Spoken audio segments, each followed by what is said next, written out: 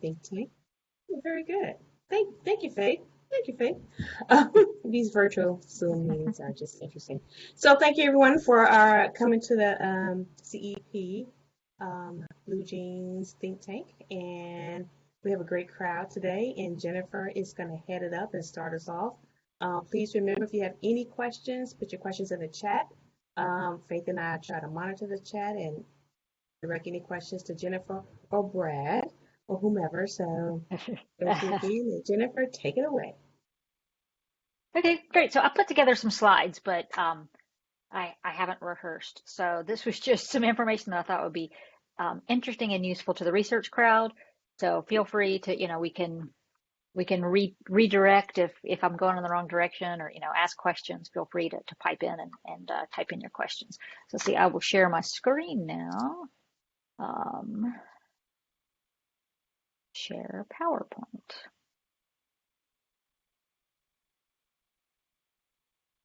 All right. It keeps zipping right past. There we go, PowerPoint. Okay. All right, and I'm actually talking to you today. Is it showing my screen now? It is, but it's the screen with all the sidebars and all of that. Yeah. Okay, so there we go. Oh, and this is so annoying. I really hate Blue Jeans, how it, you can't, once you share your screen, you can't see the people. At least not on a Mac, you can't. So anyway, so if y'all are making faces, I won't know it. So I'm going to talk to you about the Cognitive Empowerment Program today and the Innovation Accelerator, which is the part that I head up. As probably everyone knows, we've gotten this great large grant from the Cox Foundation to do a project in collaboration with Emory. And Beth Minot leads up the tech core, and Brad Fain works on that, and Brian Jones and Craig Zimmering leads up the built environment core, and I head up the Innovation Accelerator core. So we've been quite successful at getting three of the four cores at Georgia Tech. So it's been a great project, and we're actually in year 3 now already. So I'm just going to tell you a little bit about what we do in Innovation Accelerator, and mostly target it towards what you could get out of it. So just quickly, if you haven't heard about CEP or the Cognitive Empowerment Program, what this is about the growing population of people with mild cognitive impairment. I'll tell you about on the next slide. But what we're doing is trying to empower those people and their care partners to live independently through what we're doing. So, that's a lot of the kind of things that Brad has studied on the home lab, and Brian works on with Aware Home, and how can we make their home and their behavior support more physical independence and staying at home longer. So it's a day program where we do that. Here's just a quick overview of mild cognitive impairment. So what it is it's a stage between normal aging and dementia. So it's actually defined as not dementia. So once a person declines further, they no longer have MCI. But it can be a really long phase, and some people can actually live with it for a long time and not progress to dementia. Many of the people, unfortunately, do progress to have dementia. So what we're really looking at is kind of bending the curve, right? And how can we keep people or slow that decline so people can stay in the category of mild cognitive impairment? I think of this as the space where there's more plasticity, right? This is where there's the opportunity for us to affect change and give people the tools they need so that they decline slower into dementia, and maybe they never get to dementia because their decline is so slow, or at least they've built up some skills and some strategies for success when they do decline. So this is what the program is like. We actually have the four cores that I just talked about. So that's the therapeutic core is run by Dr. Amy Rodriguez out of Emory, and they do a lot of the programming at the day-to-day, what's happening there. And then Craig Zimmering in College of Design runs the built environment core. And I'm going to show you some pictures of the space itself because we helped design a really amazing space that, of course, is sitting there unoccupied right now, but someday we will go back. We're also working on the home environment technology with Beth Minot leading that up, along with Gary Clifford, and then the Innovation Accelerator, which is what I work on to try to bring the rest of the academic community in, as well as industry, to work on taking the things that we discover and speeding up the learning and getting those out there. So here's just a highlight of kind of where we are. This was as of our conference at the end of January, so it's mostly up to date. So we started last year in January.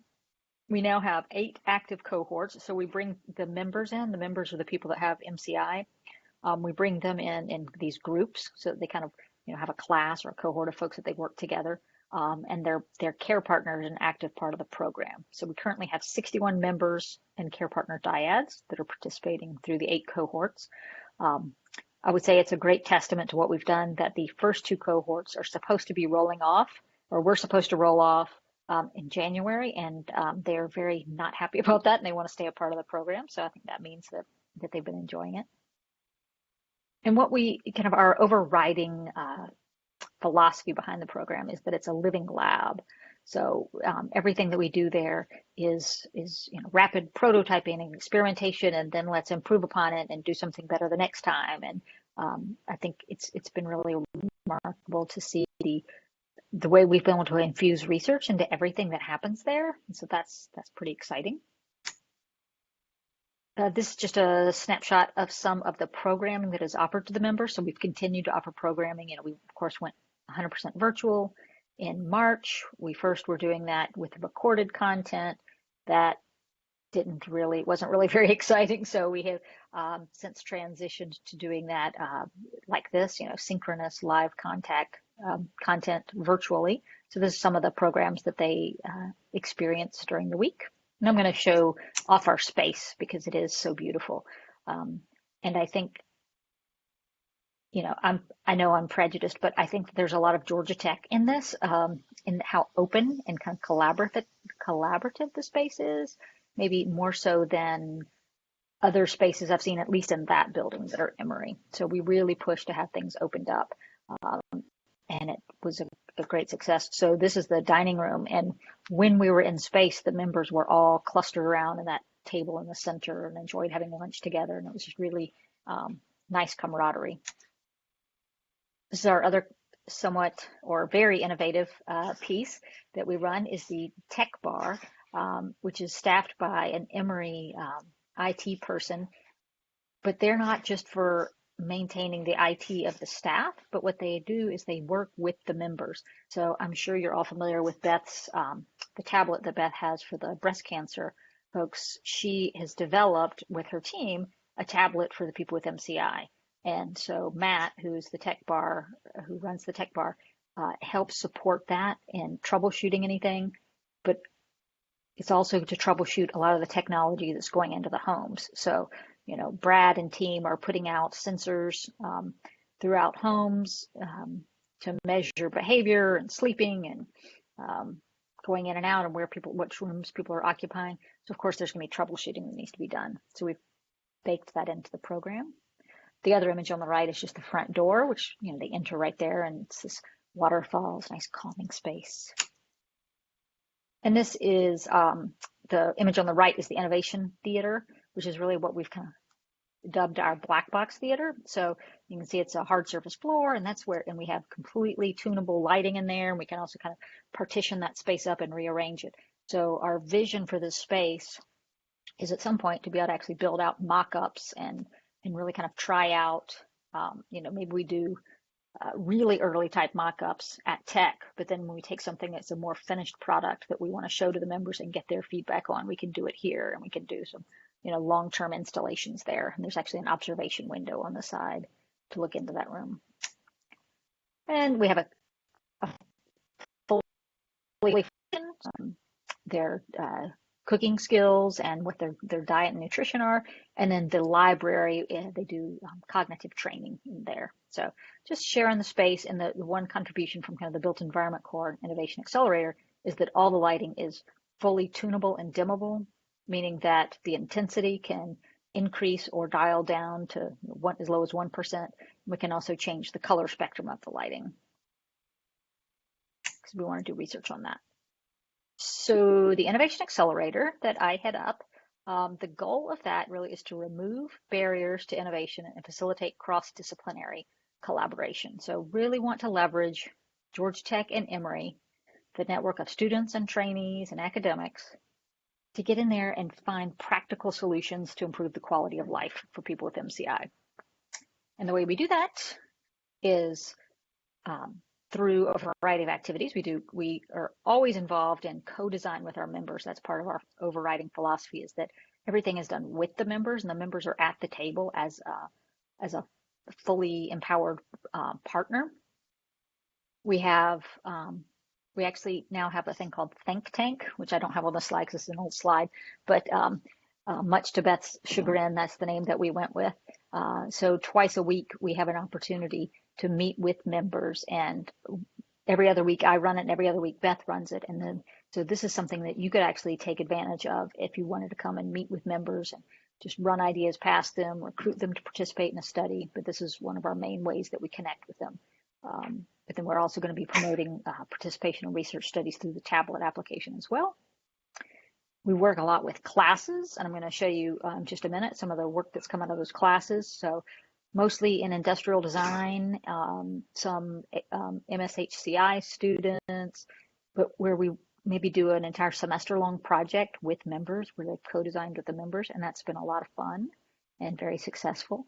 The next step for me really is to try to take all that voluminous output and keep building on it, so we don't just keep doing one-off projects, because the members really expect to see what happened to that. Of course, the students have moved on and graduated. And you'll also be probably interested to know that we run a seed grant program. So we give away $150,000 a year. We'll be running that again in June. That'll be coming out. And so those go to Georgia Tech Emory collaborations to do research with members. And now, actually, I'm going to show you a video. Oops, wait. Share video clip from my computer. I'm going to show you a video that City made for us, the Center for Inclusive Design. Okay, so I can't see anybody, but I'm hoping you guys can hear it. In the Innovation Accelerator, we bring together the members who are living with mild cognitive impairment and researchers from Emory and Georgia Tech, along with students, to work together to develop innovative solutions to solve everyday problems and improve independence and improve the quality of life for people living with mild cognitive impairment.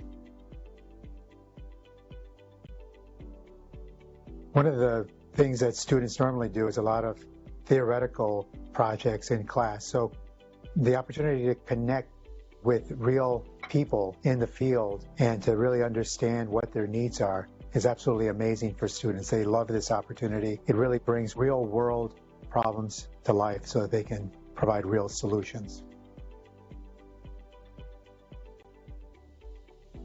Having people from outside come in and work as collaborators on this MCI project was fascinating, because unlike other design projects, it turned more into a two-way conversation rather than us kind of designing and throwing it into the void. We actually had voices we could get responses from and hear back and forth and see what they liked and what they didn't.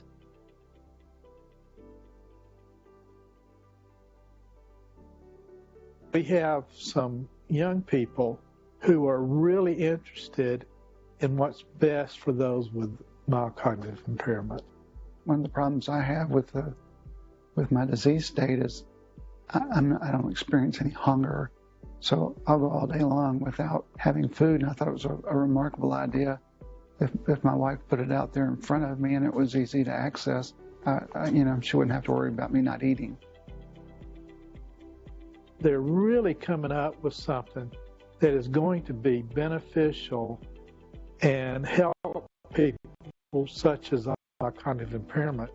It's very different from us trying to assume that we understand what people need in daily life. It's something very different to sit next to people with mild cognitive impairment and design the future with them.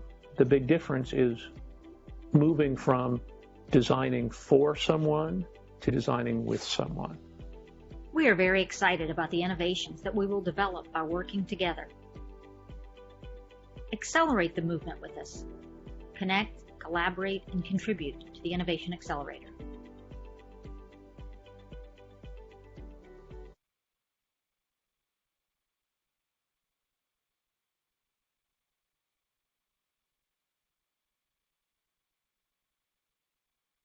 think I'll just share one more. I'll go back to my slides and just share a couple of things, and then we can just talk. It'll be much more interesting.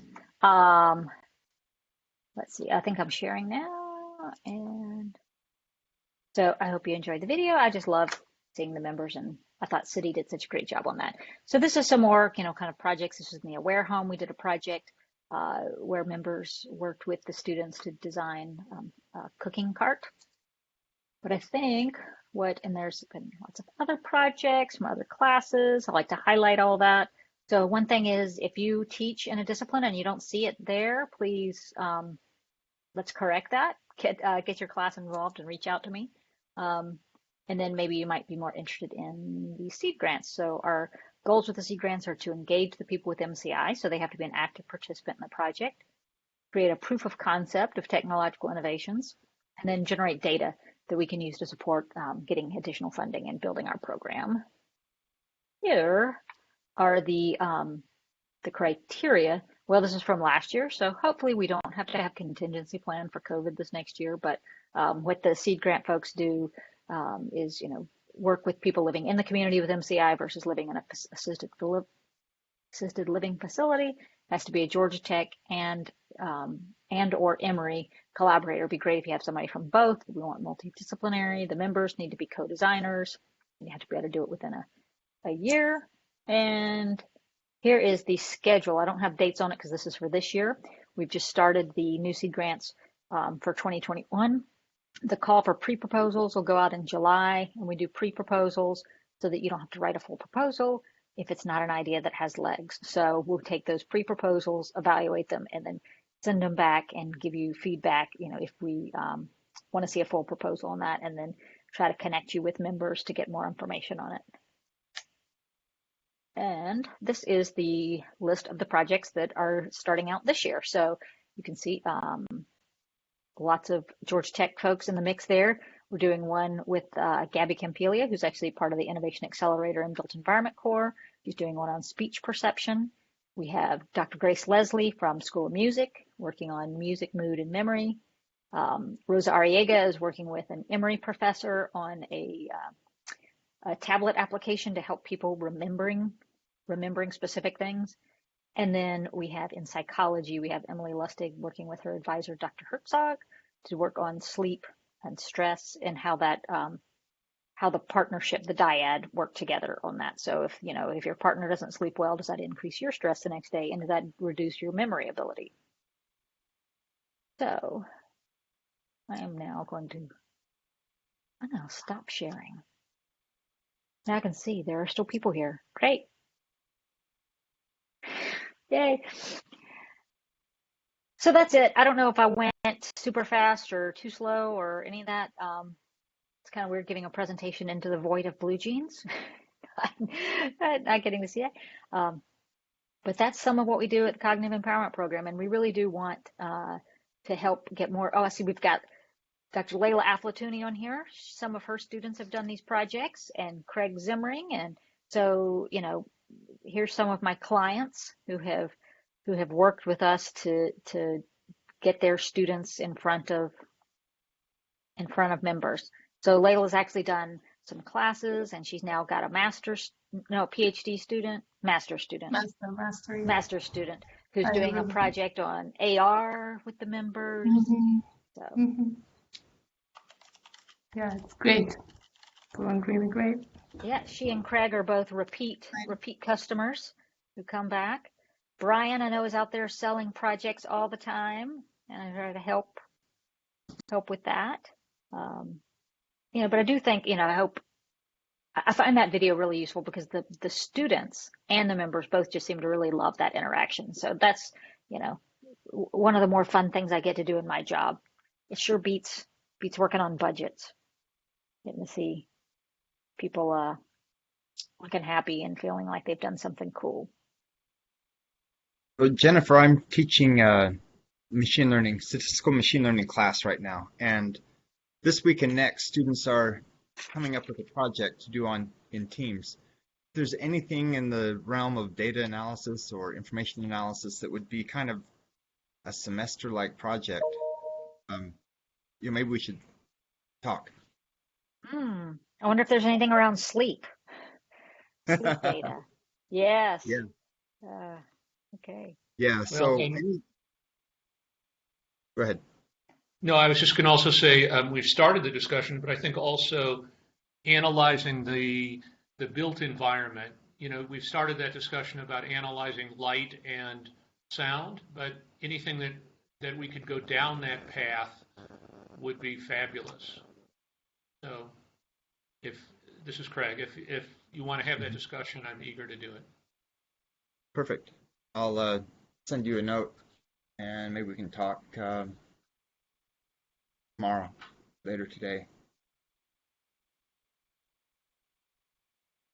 I was just going to jump in here for the moment and say that I've been involved in lots of projects in my career and at Georgia Tech, but this one is, I would say, unique in that there's more genuine multidisciplinary collaboration, which is, I think, our distinguishing factor here, that the technology people are eager to collaborate with the therapeutic programming and built environment, and that everyone's eager to collaborate with the members and who find research and class collaboration fun, right? And like the rest of us, they're feeling isolated these days. So to talk to students or talk to a research team is a great pleasure for them.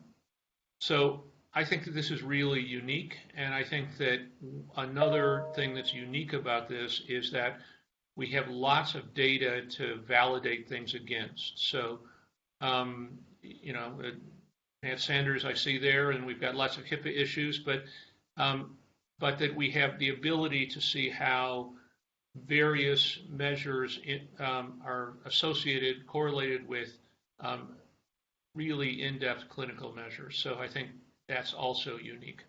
So it's an unusual project, and I think that not only is this project good, but I think there's important, but there's lots of opportunities to build additional funding and additional work on top of this. So I think that what is also unique in this is that we have a Jennifer DuBose who has the real passion and interest in pulling it together. So, you know, she makes it much easier, as do many other people in this project.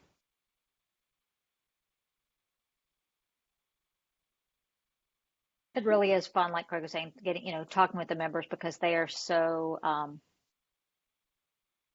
guess everybody these days, right, is hungry for social connection.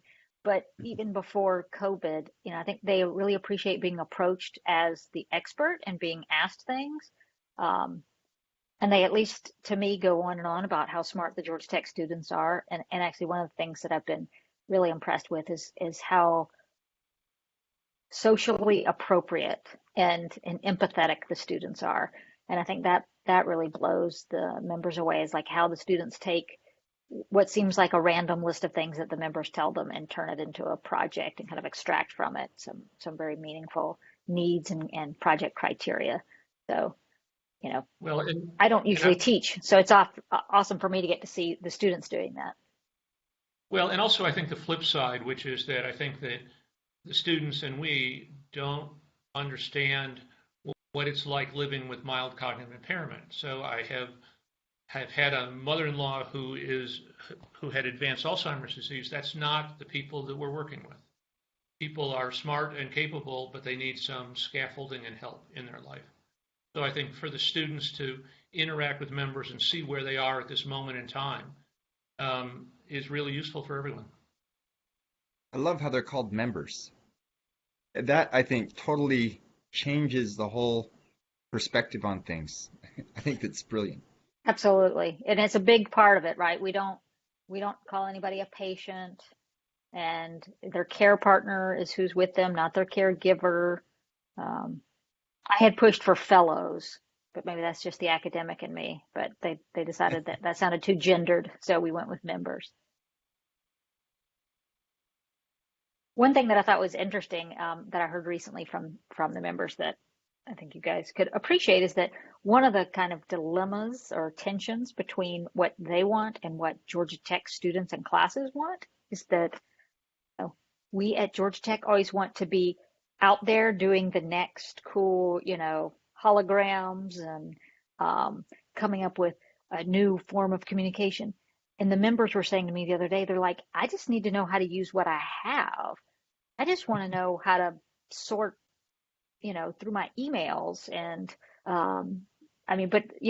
Beth's student Toma, who I guess not on here, she's got them using Google Home, and I think they've been enjoying that and really loving that. But I think sometimes we do miss, I feel like it's my job now to make sure we deal with maybe some of these more mundane needs and help them with stuff that's not that exciting. And maybe, it's hard to get students attracted to working on those projects.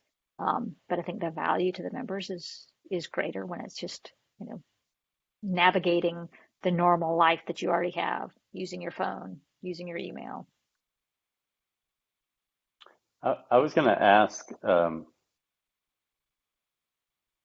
I understand that tension from a research perspective, right? You'd like to have like the same types of sensors or the same types of data collection in each home, just because it does make it easier to do some of the research. But I guess what are there kind of lessons learned here in terms of the importance of meeting the users where they are, in terms of the environment where it is, in terms of what capacity, what tools they are to use and what capacity they already have? I mean, I'm just kind of wondering whether that would inform the types of projects that would be, if that would be an approach to a project that you think would be successful, as opposed to kind of doing something that's more driven from the kind of the instrumentation or research need. Mm-hmm. Yeah, well, I mean, and I'm hoping that, and maybe Layla can speak to this too, right? That's something that you can teach your students, or that's a teachable moment to the students. Is it's not always rocket science, right? Sometimes it's just good user interface, or it's just good design, or it's fixing what we've already got. And I guess I would put, it's not just on students, but that we as tech people, I think, we always want to do something, that's much more exciting. And so maybe it's just reminding ourselves and students to stop and listen, and to not always go to the most sophisticated use case or solution, that sometimes the simplest solution can be better. I don't know. I guess I feel like it's a hard sell, because I know that, nobody wants to write their master's thesis or dissertation on, how to make a better to-do list or something, but that might be what the solution is. And I feel like, as a steward of the money from the Cox family, that's what we really need to be doing, right? So how do we make sure everybody gets what they need, and that Georgia Tech is innovating and cutting edge, and students are learning the sophisticated skills, but at the end of the day, it's things that can be implemented and used by people with cognitive impairment now. It's not Jetsons. Well, I think that we can build a portfolio that has all of those things. I hope, if we get all the people on the screen and others, where some things are where they are now and some where they might be in 5 years. And maybe we can have multiple kinds of strategies. But I agree that the holographic stuff that's 15 years down the horizon, if that's the only thing we do, that may not be, we may not be serving our purposes.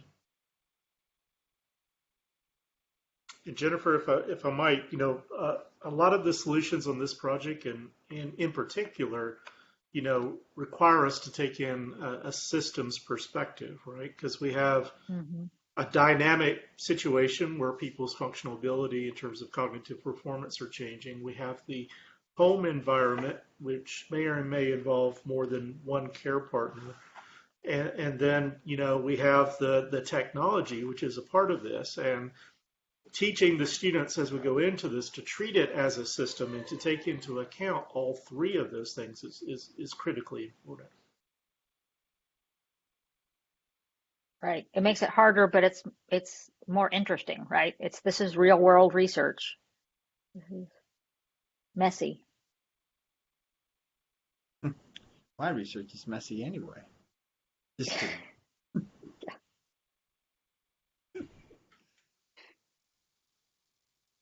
Hey, Jennifer, is there Is anybody doing research more on the interventions from abilities to slow the decline or impairment? I'm Well, thinking we of, look at, yeah, we're looking at the functional decline, right? So maybe, and how you live your life, not, I guess, how do I want to put this? We're not trying to be changing what's going on in the brain. We're changing like how you adapt to the world and respond to the world. Does that make sense? yeah, So yeah, it's a yeah. not a clinical study. Yeah, that's kind of what I figured because I hadn't seen anything of, running certain not tests, running, certain Yeah.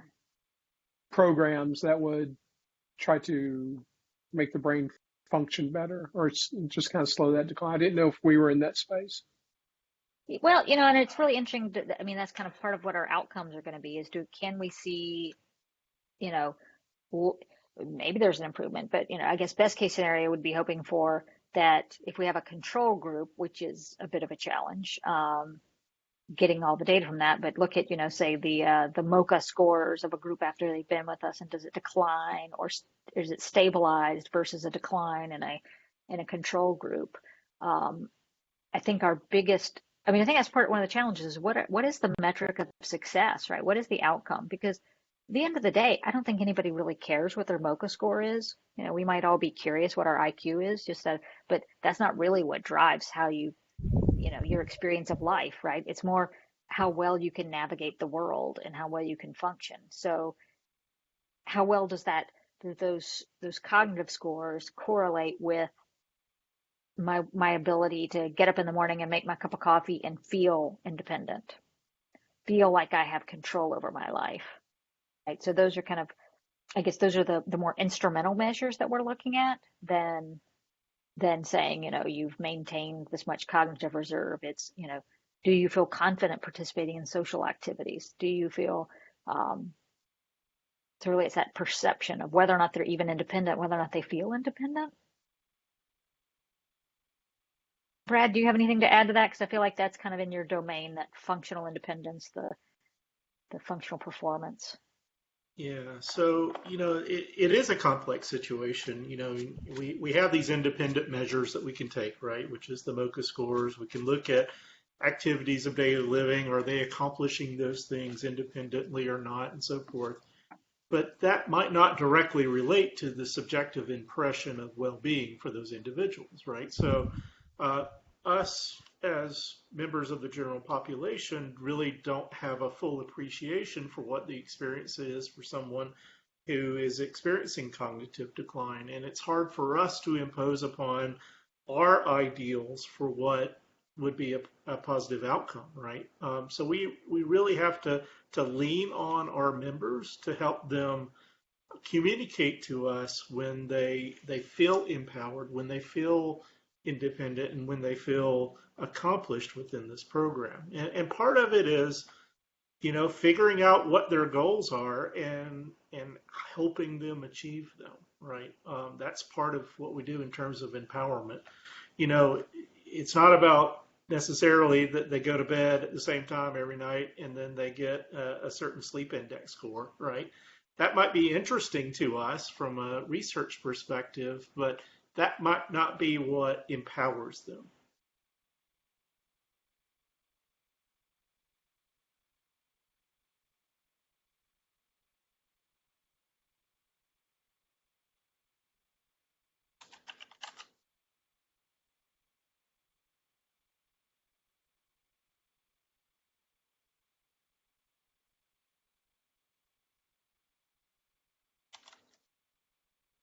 Some of the wilder ideas that we've had, I'll put these out there since Beth's not here to advocate for it, is Beth really wants to have a pool table, I guess an augmented reality pool table. So, that's just an example of how creative we want to be and, how expansive we are on the concept of being empowered, right? Being able to do something that's just fun. Does that spark your juices going and get you engaged and communicating with people? So one of the other aspects that we've worked a lot on is that social engagement and social isolation, because those are some of the big problems as well. Is how do we overcome that? And that's of course huge over this past year. But How can we help people? Because a lot of people that are diagnosed with MCI, one of the early things they report is kind of retreating into their own world and not engaging with friends as much because they don't feel as confident in conversation, or they're not sure how it's gonna go. So if we can, one of the big things people talk about really appreciating from our program is that they've made new friends and that they feel like it's a safe space,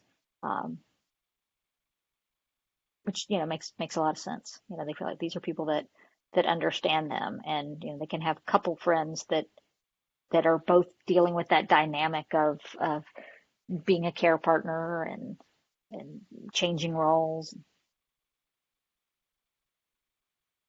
And related to that, I keep going back to in this particular program, there was a model put forth by Martin Seligman, who is a founder of the positive psychology movement, and it's called the Perma model of well-being. And it looks for 5 things, right? The P stands for positive emotion, right? Are we getting a change in the subjective well-being or positive affect scores that we would expect? Are people looking and saying they enjoy participating in this program? We're looking at relationships, right, which are the relationships with the staff members as well as relationships with each other in terms of building that communication between each other. We look at terms of accomplishment. Are they achieving the goals that they've set for themselves, whether it be the exercise program or some other kind of creative outlet? Are they marking progress in those areas? The E in Perma stands for engagement. Looking at are they participating in the conversations? Are they contributing in some way? Are they showing up? That kind of thing. And then the M is meaning, right? Do they find meaning in what they're doing? And is that possible to measure? So I think those things together are kind of collectively what we're trying to achieve, or at least trying to measure as we move it forward in terms of empowerment.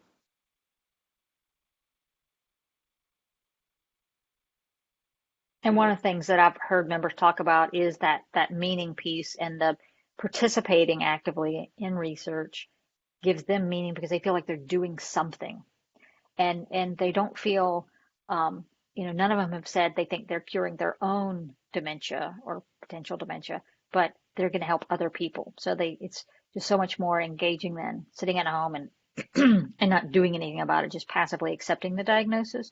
So I think that is one of the big pieces that we've been able to give, is this feeling of meaning. So Jennifer, I don't know if you addressed this or not, but how long does a person, or do we know how long a person stays in the MCI state before they actually go into dementia, or has that been tracked yet? Well, it varies greatly. So, and we don't even know a whole lot really about MCI. I mean, I would say there's even kind of debate over where the cutoff is, and that maybe some doctors might call one thing MCI and some doctors call it dementia.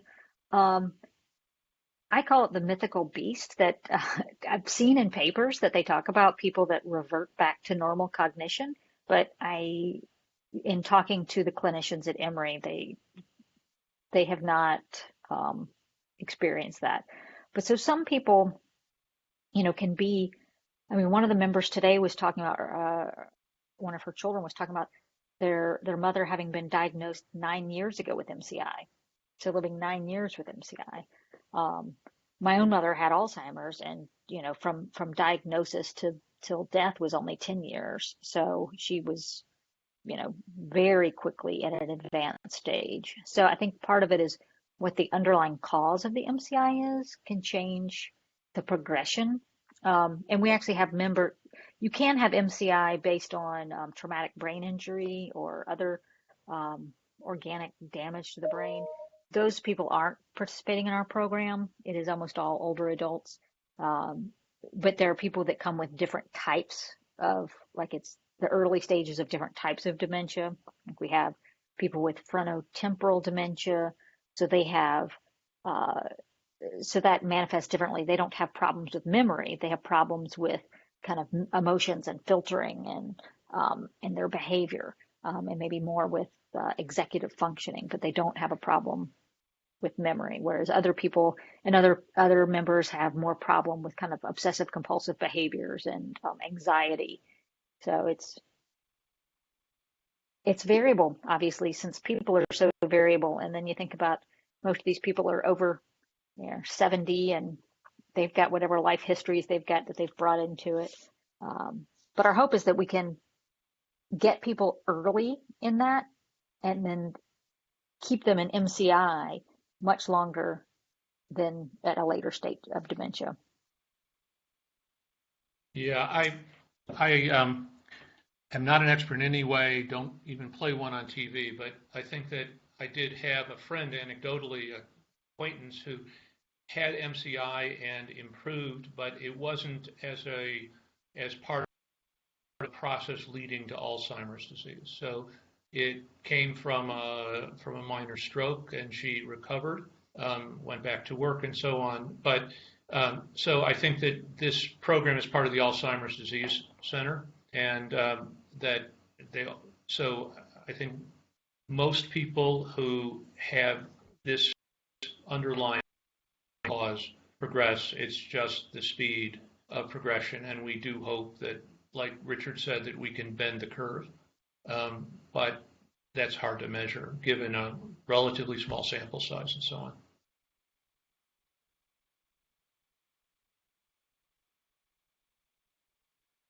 Yeah, Craig, I'll add to that. You know, there's three different stages, right? One is preclinical, there's MCI, and then there's dementia, right? So of the audience that we currently have in the Brain Health Center and within this particular program in particular, they're probably well into their MCI phase by the time they receive a diagnosis, become eligible for the program, and they get admitted to our program, because there is, you know, some amount of time when that happens. They don't show up in the program on day one.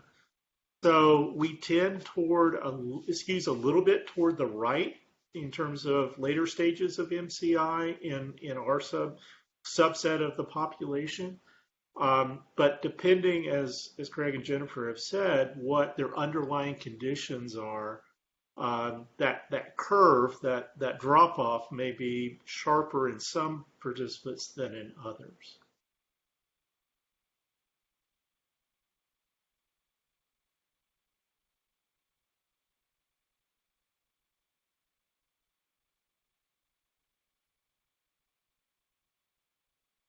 I have a question unrelated to research. Go for it. The video that you showed was very helpful learning about the Cognitive Empowerment Program and MCI. Is that video publicly available? Is it on YouTube or somewhere? I don't know. It should be. I'd be happy to send you the link to it. I don't know if we actually put it on our YouTube, but I can make sure you have it, because yeah, you should go on our website and all that. Yeah, I'll send you an email, Jennifer. Yeah. We're trying to use video a little bit more in this virtual world that we're living in, so that people can see and hear things, you know, with their monitor, since there's less interaction. Right. Yeah, makes it a little more interesting. Right. And we ended up having some of our members are just so charismatic and exuberant, ebullient about working with us. We're like, oh my gosh, I got to get you in front of the camera.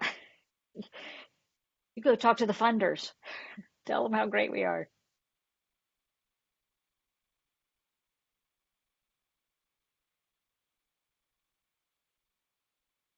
Any other comments, questions, anything like that for Jennifer? I will say thank you for doing this. Yeah, I have one question. Go ahead, Matt.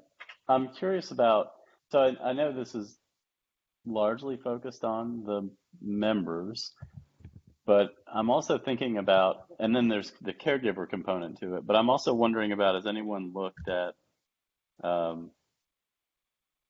the opportunity and the needs for anyone else who they're interacting with, right? The infrequent visitor or the, Yeah. like, it seems like there might be some interesting opportunities, especially with like ambient type things that could kind of cue people who aren't caregivers but might, stop by from time to time, and they could almost be trained on maybe prompts or interactions that could happen, or just, I don't know. Well, I wasn't thinking of a technology, but we had talked about, and so hopefully it'll emerge at some point, is involving the whole, making resources available to the community, but also having some special events for, friends and family, because it's not just the one caregiver or care partner who is responsible. And, I've had Alzheimer's in my family and my husband's family, and you see that, the children need to learn how to deal with it. The children need to learn how to talk to each other about their parent. And, but then we also had talked about at one point, doing some training and education for community resources. So say local restaurants and, how to approach people with different cognitive abilities, because it is, I think some of it's just an awareness, and I don't think it's even really limited to say MCI, but it's just kind of understanding that even people who look completely healthy might have something going on, and to, I don't know, just always be, I mean, that's part of the challenge with dementia and MCI is it's not always the same need that you have to address, right? They don't always need support and scaffolding, but sometimes they do. And so you don't want to overprotect by always, taking over for people, and assuming they can't function, but you need to give them a little bit of extra space if they can't. So yeah, that's definitely something we had talked about doing in terms of training and providing that as a resource. If you could design something that could tell presenters on say Zoom, when they're talking too fast or using jargon that they're using slang that anybody over the age of 50 is not going to understand, that would be helpful. Yeah, I mean, what I had in mind were those infrequent visitors. I've had family members who do like Meals on Wheels, and they always talk about how really that part of it is less about the meals and more about, seeing people and supporting people for them. And so what are the things that they could be kind of empowered to do, from the video, encouraging the person to eat is an obvious one, but I'm sure there's other examples of things that, a prompt of some kind, if you had some awareness, might be helpful. You can get some things Yeah, and I out in think it's actually a conversation, lot but of, I think, friends also. I think that's yeah, part of people retreating is that their friends don't want to come around them because their friends are uncomfortable with, now how do I deal with this person who's different? So providing them training. Well, there was actually, if similar to what Mary Beth does, there was a company I saw that did kind of empathy training where you gathered an immersive like VR experience of being that person, to help in different situations. So maybe something that's less technically sophisticated and just a video, like you said, to help people. There was actually a group in the UK that did a series of videos, and this is really my dream.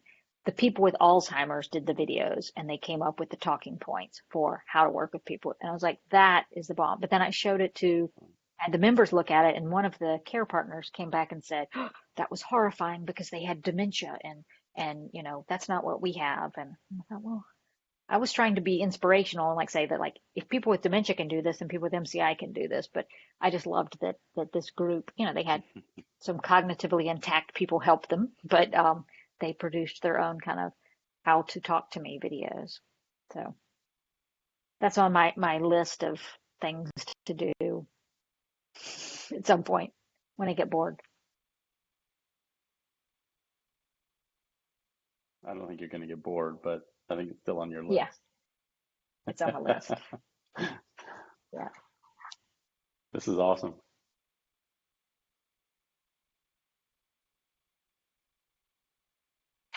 No, so it was already on YouTube. Great.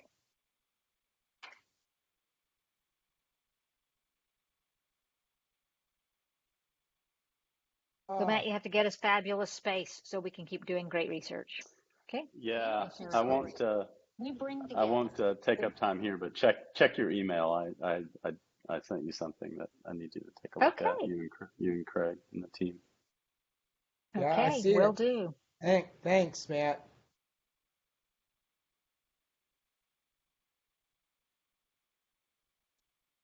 Thank you.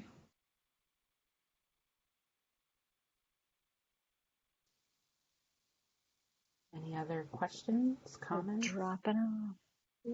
Yeah, I think we're wrapping up. Yeah, It's a better nice go. day. You know, Bye. this is They never Yeah, said it this It is is a is nice lovely. day. And that everybody go COVID shot outside, says get I your should go vitamin lay D. down. I'm going to go lay down on the deck. Yeah, get some sunshine, some vitamin D. Yeah, Thank you for joining us. another thing that Jennifer studies or we study is light, but what we know is that nothing's as good as the sun. So no electric light matches the sun. So go out and get full spectrum. Yeah, that's a peer-reviewed publication there. That's It it. is. Just letting It you is. in on some Love it. hardcore It science. is. I will stand behind that finding. So thanks, Jen. It was great. Thanks, Jennifer. Yeah. It's really great. Good Thank stuff. you. Good to see everybody.